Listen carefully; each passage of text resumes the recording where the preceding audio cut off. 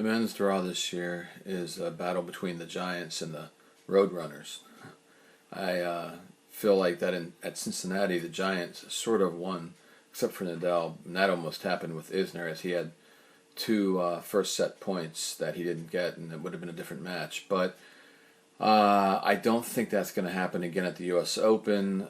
But I do think we are going to see Djokovic, Potro, Murray, and Berdych in the quarters, which are the favorites. But this time I think for sure I can't see Murray losing twice to Berdych. I thought, even though Murray didn't look so great in Cincinnati, I thought he showed some good signs of trying to be aggressive. It just wasn't working. I think by the time he gets through his draw here, it's not super easy, but it's not too tough either. Whether it be Donald Jung. In fact, there's a lot of competition in between these big guys all over the place. There's going to be a lot of little good battles all over, but in the end, I think, Murray's going to be able to take care of Hennessy or Leonardo Meyer or Donald Jung or Klazan or Monaco, Florian Meyer, and he'll work his way into good playing shape and playing form. And by the time he gets to Berdych, and down here Almagro, some might be worried about him, but I don't see. I see Almagro's been kind of sleepwalking lately, and I would be more nervous. I think even Istomin could have even upset Almagro in the first round. He's starting to come on, and Steve Johnson could be somebody to be feared for a round or two down there. Lacro had a good tournament a little while ago, but Devarman has had the much better year, and Devarman would definitely beat him on the surface if he has enough left in the tank. He's played a lot of tennis and he had a tough qualifying. But anyways, all that stuff Murray can take care of even at like 80% and work his way up. And by the time he gets to Berdych on this kind of a surface, the variable surface, not that that's not good for Berdych, but I think it's even better for Murray. And I think with Murray's some extra aggression, even more, I didn't even feel he was that aggressive last year. I thought the draw worked out for him really well. In fact, I thought Berdych had Murray last year had the wind not started blowing everywhere. I think that was the semis. But, maybe he gets his revenge this year. Does Berdych get his revenge for last year's U.S. Open, or does Murray get his revenge for Cincinnati? I don't know. But I have more confidence in Murray getting through. I don't think Murray has any major physical issues, nor even mental. I think that Djokovic has had some physical issues getting worse and worse, starting last year, but getting worse this year, and even his breathing seems to, in Montreal, seemed to have come up again, and the breathing issues.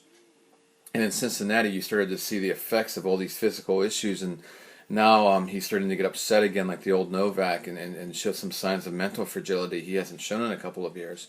I'm not saying, he's still top player, but I'm just saying, if anything, I have more of a feeling that Potro will get him again than the fact that Berdych will get Murray. But, it could go either way. I wouldn't be totally shocked that Potro and Berdych both do win, but I would go for the Murray and probably Djokovic, or a Murray Potro. Either way, I'm beginning to think Murray does get back to that final, maybe. But it's a close call there. Now, as far as all the in-betweens, I definitely, one thing that goes for Berdych in this, he needs to have not like a pretty easy draw, because he tends to get fatigued pretty quick. Even in Cincinnati, he was giving Nadal, he had some chances against Nadal, but his legs were starting to get tired. You could see that. Well, here, it's not too bad. Vesely is having a great year as a clay courter, the young kid from the Czech, but not in the hard courts. I don't even know if he'll get by Kudla in the first round. Anybody else in that draw hasn't even been in form lately. Wawrinka's been out, had some physical issues lately.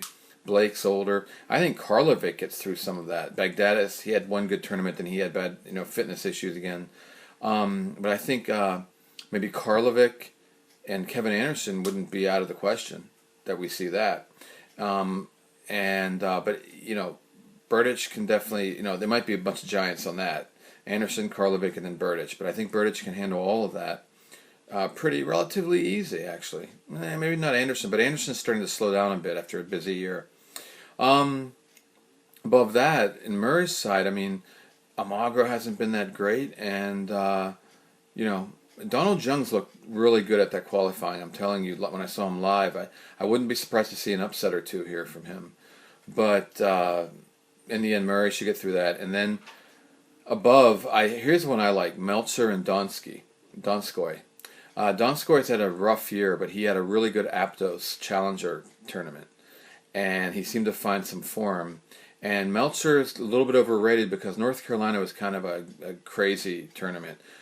People were tired, hurt, tanking, all different things were going on. Meltzer just had surgery. He has a new coach. And now he's just had a long week. I think Donskoy could get him. Could be a big upset there. But either way, whoever wins in those areas in there, Dogopolov's in there, but he seems crazier than ever lately. I think Haas will get through there. Yuzhny. Fognini's not that great with the hard courts. He hasn't been anyway.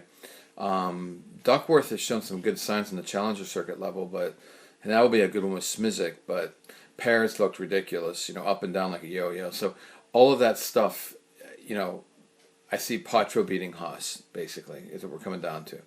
Up top, again, one upset that I really think could really happen, again, because of Djokovic's issues, is Dimitrov. But Dimitrov has been kind of slack since Wimbledon.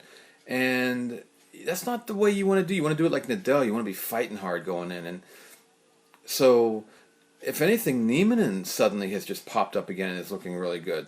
So I wouldn't be surprised if Niemanen upsets Dimitrov before he even gets to Djokovic. And I don't think Niemanen threatens Djokovic. I think Dimitrov could.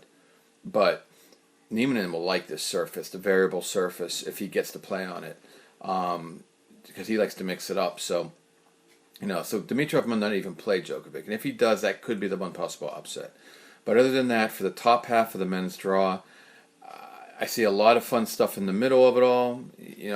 A lot of crazy stuff. Maybe Dogopolov, some of the giants, Karlovic, and those guys. But in the end, we've got the road winners and the major giants. That's Berdych, Potro, Djokovic, and Murray.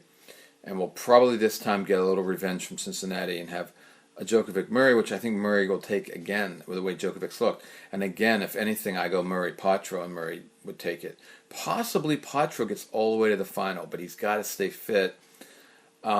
Seeing his draw, I forgot Hewitt. Hewitt's in there, plays Brian Baker, who's coming back from the Australian Open debacle. Potro's draw is not too bad. Haas might give it to him a bit, but Haas has been tiring. If Potro's still fit, he can knock off Djoko, he can knock off Murray, but that's again a tough ask.